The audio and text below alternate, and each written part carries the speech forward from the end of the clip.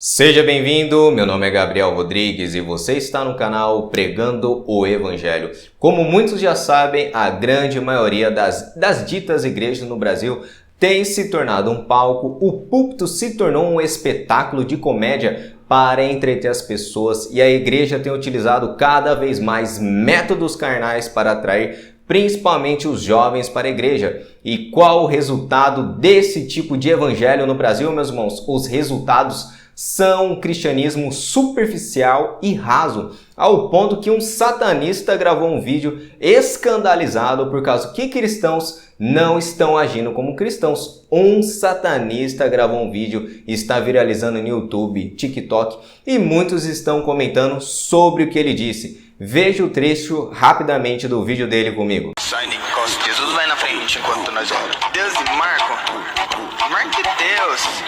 Show de Satanás. Quando eu penso que eu já vi de tudo, eu vejo agora o funk cristão, o funk de Jesus. E isso é uma tentativa medonha, mostra até um desespero das igrejas em tentar arrebatar esse público jovem, esse público adolescente, essas crianças, através do funk, que se tornou um ritmo popular, mas não tem nada a ver com o cristianismo. Vamos falar aqui sobre a origem da batida do funk. O funk brasileiro, o funk carioca, ele não tem muito a ver com o funk dos Estados Unidos, que é uma mistura entre os elementos do soul, do R&B, do jazz.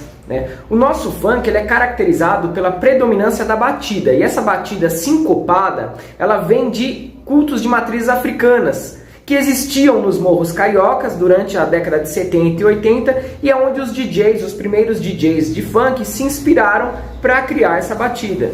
As favelas cariocas são riquíssimas nesse pluralismo religioso, e os primeiros DJs do funk beberam destas águas, desse ritmo, desse batuque, que era realizado nas engiras das casas de umbanda em candomblé, em louvor aos inquices, vuduns e orixás.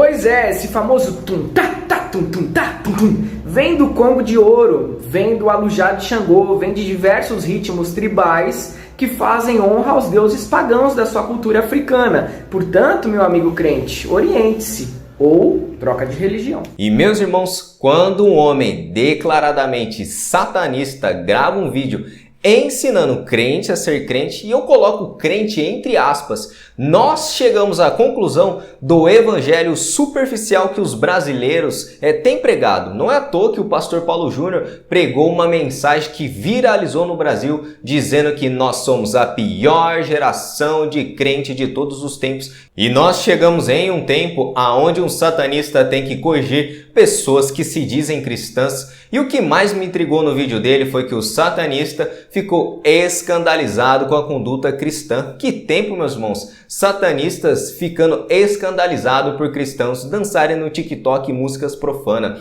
E ele disse, vocês estão utilizando esses métodos para obter likes, seguidores, moeda de troca. E o pior de tudo é se apropriar desse estilo que nem é musical do funk carioca, que diga-se de passagem que o funk, meus irmãos, é totalmente promíscuo, que trata as mulheres como objetos, letras profanas, sensuais, apologia ao crime. E o pior de tudo é ver ditos crentes se utilizando desse estilo de música para evangelizar. E eu também creio que esse tipo de método se deve a uma interpretação equivocada que Paulo quis dizer no livro de Coríntios. Vamos ver o texto bíblico. Quando estive com os judeus, vivi como judeus, para levá-los a Cristo. Quando estive com os que seguem a lei judaica, vivi debaixo dessa lei. Embora não esteja sujeito à lei, agi desse modo para levar a Cristo àqueles que estão debaixo da lei.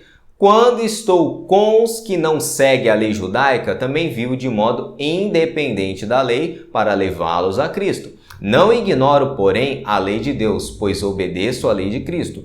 Quando estou com os fracos, também me torno fraco, pois quero levar os fracos a Cristo. Sim, tento encontrar algum ponto em comum em todos, fazendo todo o possível para salvar alguns. Faço tudo isso para espalhar as boas novas e participar de suas bênçãos. E diferente do que pode parecer uma leitura descuidada e superficial, Paulo não está aqui dizendo que ele usava técnicas ou adaptava sua mensagem para evangelizar as pessoas e nem que fingia ser o que não é para poder, de alguma forma, persuadir essas pessoas. O foco aqui, meus irmãos, é totalmente outro. E o apóstolo Paulo ele estava disposto a abrir mão de muitos direitos e liberdades cristãs, caso esses privilégios causassem empecilho em pregar o evangelho ou tornar as pessoas menos dispostas em acreditar na sua mensagem. E quando ele pregava aos judeus, Paulo procedia de acordo com os regulamentos cerimoniais do Antigo Testamento, se parecendo, meus irmãos, como alguém que vivia debaixo da lei. Veja o versículo 20 desse texto, para os que vivem no regime da lei. E Paulo acomodava o seu comportamento às interpretações judaicas da lei, mas ele não aceitava as posições teológicas do judaísmo legalista.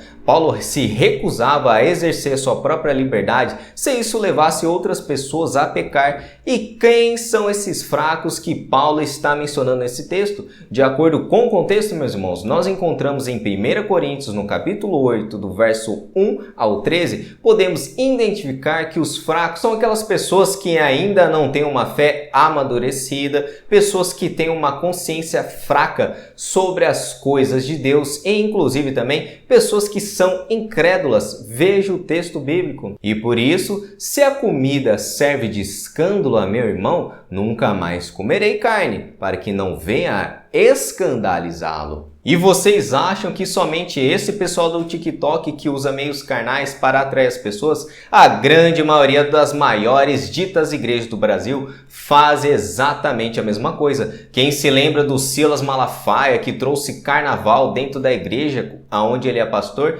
e ele se justificou através desse texto de Coríntios que eu li com vocês, meus irmãos. E devido a essa interpretação errônea de líderes como Silas Malafaia, muitos têm a ideia de que precisamos usar técnicas mundanas para tornar a igreja mais atrativa para o mundo ou para quem está do lado de fora. Dr. Martin Lloyd Jones, por exemplo, um pregador do passado, em seu livro O Sermão do Monte, publicado pela editora Fiel, ele relata que na Segunda Guerra Mundial, padres católicos, meus irmãos, se misturavam com pessoas e soldados para fumar e beber, a fim de encorajar eles para ganhar para Cristo. Ou seja, meus irmãos em Cristo, isso que o pessoal está fazendo no TikTok, o Silas Malafaia, não é algo novo, mas é algo muito antigo feito pelos religiosos que nunca deu certo. A glória do evangelho consiste de quando a igreja é absolutamente diferente do mundo, inevitavelmente ela atrai as pessoas. Quando de fato, meus irmãos, somos um povo diferente, distinto, santo,